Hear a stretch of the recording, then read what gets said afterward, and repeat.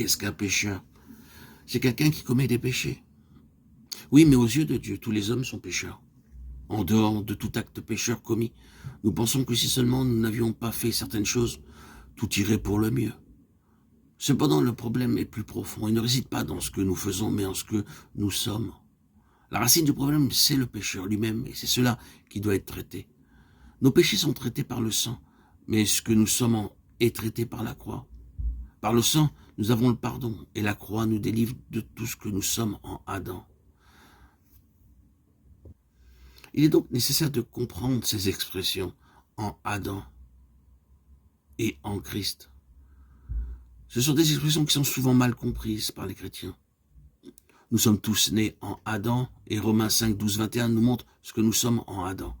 Nous sommes constitués pécheurs, non pas à cause des péchés commis, mais tout simplement parce que nous sommes en Adam. Nous avons tous péché avant même d'être nés, parce que nous étions en Adam. Lorsqu'il pécha, si votre arrière-grand-père était mort à l'âge de 3 ans, où seriez-vous? Vous seriez aussi mort en lui. Votre existence aurait donc été dépendante de la sienne.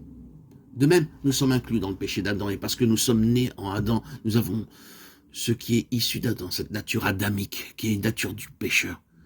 La question vitale est alors la suivante: comment puis-je sortir d'Adam, quitter cette position? Nous y sommes par naissance, et c'est pourquoi nous ne pouvons en sortir que par la mort. C'est précisément à cette seule issue que Dieu a pourvu, car selon sa parole, nous tous qui avons été baptisés en Jésus-Christ et en sa mort, que nous avons été baptisés. Romains 6, 3. Être en Christ, savoir été identifié avec lui dans sa mort et sa résurrection. La croix est la puissance de Dieu qui nous transfère d'Adam en Christ. Dans Corinthiens 15, 45 et 47, le Seigneur Jésus-Christ est appelé de 2 manières: le dernier Adam et le second homme. L'Écriture ne dit jamais de lui qu'il est le second Adam ou bien le dernier homme, car en tant que dernier Adam, il était la somme de toute l'humanité, et en tant que second homme, il est la tête d'une nouvelle race d'hommes. Comme dernier Adam, il a rassemblé en lui-même tout ce qui était en Adam. Comme second homme, ayant par sa croix mis de côté le premier homme dans lequel le dessein de Dieu ne s'était pas réalisé, il introduit un autre homme dans lequel ce dessein s'est pleinement réalisé. La Bible déclare: si quelqu'un est en Christ, il est une nouvelle création. Les choses anciennes sont passées, voici toutes choses sont devenues nouvelles. 2 Corinthiens 5, 17. Par la croix, Dieu a ôté tout ce qui procédait de l'ancienne création. Et hors de la mort en Christ, le second homme, il introduit une nouvelle création. Si nous sommes en Adam, tout ce qui est en Adam s'appliquera à nous-mêmes.